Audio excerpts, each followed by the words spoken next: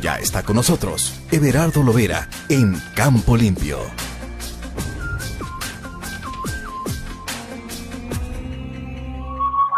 Como cada jueves hacemos contacto vía telefónica hasta Atlacomulco, donde vive, con el ingeniero Everardo Lovera Gómez, a quien me da mucho gusto saludar. ¿Cómo está? Buenas noches. Muy bien, don Guillermo. Buenas noches, aquí a sus órdenes. Bien, pues el tema, son dos temas hoy: el etiquetado de los alimentos vía la Suprema Corte y el mejoramiento genético del maíz autóctono, maíz nativo. Adelante. Sí, hombre, buenos temas. Bueno, pues en primer lugar, yo le voy dando seguimiento a todo lo que tiene que ver con nuestros maíces. Y acuérdese que la semana pasada hablamos de la recién aprobada y publicada Ley General de la Alimentación Adecuada y Sostenible. Entonces ya revisé un poquito más a fondo el contenido de la ley. Pero también hace 3 días se trató el tema de amparos que habían presentado varias empresas productoras de diversas marcas de alimentos, ¿no? Entre ellas Erres, Nutriza, McCormick y Del Fuerte. Estas 4 empresas habían presentado amparos en contra del etiquetado, en contra de la ley del etiquetado frontal, pues.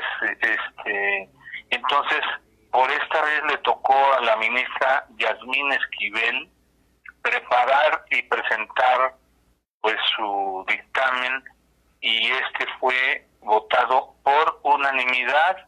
Le rechazaron los amparos a estas empresas. Esas empresas y todas buscan el lucro, no importa cómo sea. Y en este caso, la argumentación de la ministra Esquivel se refiere a que el etiquetado busca proteger los derechos a la salud, a la alimentación nutritiva, a la protección del consumidor y el interés superior de los menores, refiriéndose a niños y adolescentes. La norma oficial impugnada va precisamente a proteger ese interés de las personas que no tienen en esa etapa criterio, información suficiente para determinar la calidad nutrimental de lo que les ofrecen, y muchas veces con engaños. El etiquetado frontal obliga a todas las empresas, bueno, hasta los pequeñitos, hasta los microempresarios que producen o presentan alimentos, o hasta botanas, o hasta helados que no serían alimentos básicos, pero de alguna manera son alimentos. Están obligados a presentar el cuadro nutrimental y la advertencia, lo que le llaman sellos de advertencia por excesos de sales, excesos de azúcares o de grasas, etcétera. Entonces, pues a mí me parece que esto es una buena noticia. Para eso queremos a la Suprema Corte, para que proteja el interés de las mayorías, y en especial en este caso, pues, de niños y adolescentes. Esa es la primera parte, don Guillermo, así de rapidito. Pero en donde me puedo extender un poquito más es en el tema del mejoramiento genético autóctono. Va dirigido en especial a los maíces, pero aplica para muchas especies. Yo recuerdo cuando era estudiante de agronomía que se hablaba de un gran científico mexicano, el doctor Efraín Hernández Xolocotzin, y algunos solamente decían Hernández X. Este científico hizo su doctorado en Estados Unidos, pero su trabajo fundamental lo desarrolló en México, en Guatemala, en Colombia, en Ecuador, en Perú, bajo una especialidad que se le llama etnobotánica, porque estos trabajos los inició desde los años 50 y hasta que falleció. Ya como un científico nacionalista, hizo el mapeo, hizo la colección, la colecta y las primeras selecciones de maíces antes de hablar de los híbridos. Y sobre todo, pues en ese tiempo a él no le tocó para nada lo de los transgénicos, ¿no? Pero ¿a qué se refiere el mejoramiento genético autóctono? Pues a lo que por miles de años hicieron las etnias o los grupos étnicos. En México son 62 grupos étnicos, fíjese qué casualidad, y se tienen ahora reconocidas 64 grandes razas de maíz mexicano. Claro que hay miles de variedades locales. Las variedades locales son maíces adaptados a microrregiones que se diferencian por el tipo de suelos, la altitud, el régimen pluviométrico y las costumbres de las etnias que por estos miles de años hicieron ese trabajo cuidadoso, y aquí habría que reconocer que mucho de ese trabajo científico a su manera corresponde a las mujeres. Que las mujeres definían lo que en los grupos, en los colectivos, se le daba preferencia, porque ellas tenían desarrollado un sentido de lo que era mejor o de lo que era más útil, más provechoso para convertirlo en alimentos. Entonces, fíjese que hoy en día todavía en muchas comunidades de México y de varios países de Centro y Sudamérica, siguen trabajando en esta forma de mejorar genética, y siguen de manera imparable desarrollando tipos de maíz de acuerdo a esto que le estoy comentando. ¿Y cómo logran hacer que el maíz se dé desde la altitud cero, es decir, sobre el nivel del mar, hasta los 3.000 metros? Porque hacen intercambio de semillas y así van escalando. Simplemente de 200 metros de diferencia en la altitud cambia la genética. Pero al hacer escalamientos de menos de 200, 300 metros, se logra una cierta estabilidad genética, y de ahí se obtienen poblaciones estables, así le llaman los genetistas, poblaciones estables. Es así como, para el caso concreto del Estado de México, el Valle Toluca-Tlacomulco, que tenemos una altura promedio de 2.500 metros sobre el nivel del mar, nuestras variedades son estables, nuestras variedades locales. Lo mismo puede llegar, bueno, incluido Texcoco, acá parte del norte hasta Polotitlán, al sur hasta Tenango.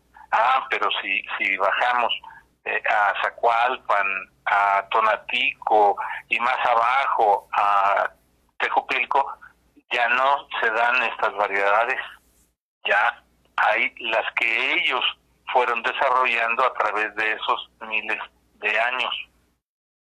Esto que les digo de intercambio se hace entre predios de la misma persona o la familia o el grupo, o entre otras comunidades alejadas. Entonces, la ventaja grande del maíz es que permite, hay un concepto que le favorece, es decir, permite que una planta tenga un ovario múltiple, que es el gilote, y que allí converjan pólenes o granos de polen de muchas otras plantas de su alrededor, que pueden ser sembradas en el mismo predio o de los predios vecinos. Por eso a veces vemos que se pintan. Si yo tengo un maíz blanco y el vecino siembra un maíz negro, el negro es dominante y va a pintar al blanco. Y hay otras, ese es muy evidente, pero hay otras formas de cruza imperceptibles al ojo humano o a los sentidos humanos. Pero de todos modos la naturaleza va haciendo ese trabajo. Es decir, el intercambio premeditado del ser humano ya lleva un interés, pero la naturaleza hace ese intercambio sin que nosotros intervengamos. Entonces, dice el doctor Turrent, que es un científico muy reconocido en México, el doctor Antonio Turrent, y otros científicos como el doctor Alejandro Espinosa Calderón, la doctora Margarita Tadeo, el doctor Cerratos, el doctor Carballo, y muchos otros genetistas nacionalistas nos dan algunos datos. Dice el doctor Turrent que la agricultura campesina sigue siendo la más importante porque los campesinos de pequeña y mediana escala están aportando más del 60% del maíz y de muchos otros productos primarios, de frutales, de hortalizas, para el consumo de los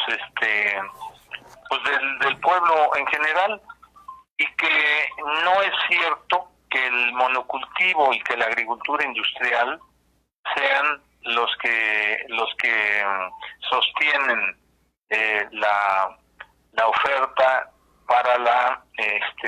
para toda la población en México. Y nos da otros datos.